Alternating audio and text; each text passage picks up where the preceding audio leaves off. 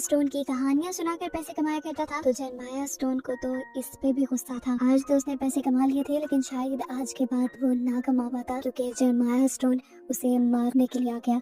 उसने पीछे से ही अपनी कुल्हाड़ी फेंकी, जो कि ओल्ड मैन की बैक में स्टैब हो गई और खून चारों तरफ फैल गया।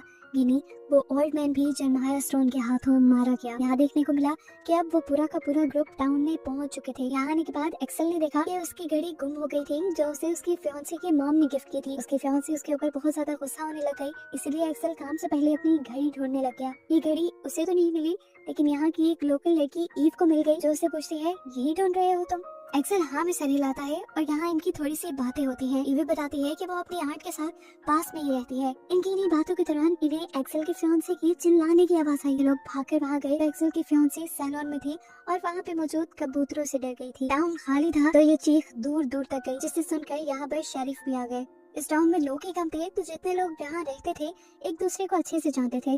शेरिफ ने ईव को देखा और उससे उसकी आंटी के बारे में पूछने लगे, और उसके बाद इस पूरे ग्रुप से पूछते हैं कि आखिर आप लोग यहाँ क्यों आए हैं। बेटी उन्हें सच बताने वाली थी, लेकिन उसके साथी ने उसके मुंह पे हाथ रख दिया और उसके साथी ने शेरिफ से झूठ बोल दिया कि वो यहाँ सिर्फ कैंपिंग के लिए आए हैं। और वो सोने का टुकड़ा जो बेटी शेरिफ को दिखाने वाली थी, बेटी के साथी ने वो भी उसके हाथ से ले लिया और दूसरी लड़की को पकड़ा दिया। कैंपिंग का सुनकर शेरिफ भी इन्हें मशवरा देने लगा कि इन्हें यहाँ कहाँ कहाँ जाना चाहिए। तब ईव बोली, मैं इन्हें गाइड कर देती हूँ। जाने से पहले शेरिफ ने इन्हें वार्न किया था कि आगे रोड बहुत खराब है, तो इन्हें सिर्फ एक ही कार आगे लेकर जानी होगी और आगे जाकर उन्हें माइन से दूर रहना है। यानी शेरिफ उन्हें उसी गोल्ड माइन में जाने से रोक रहा था जिसके लिए कि लोग यहाँ आए थे।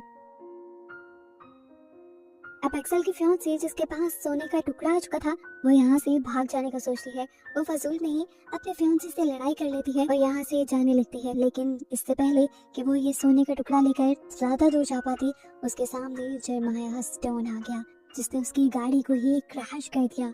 जिसके बाद उसने इस लड़की को कार से बाहर निकाला और उसको बालों से पकड़ते अपने चाकू से उसका सर उसकी बॉडी से अलग कर दिया और फिर उसके हाथ से अपना सोना वापस ले लिया। दूसरी तरफ अब वो पूरा ग्रुप जरमाया स्टोन की माइन तक पहुंच चुके थे। ये लोग अब एक कैबिन के अंदर गए, जिस कैबिन के अंदर जरमाया स्टोन की मौत हुई थी और जहां उसे दफनाया गया था।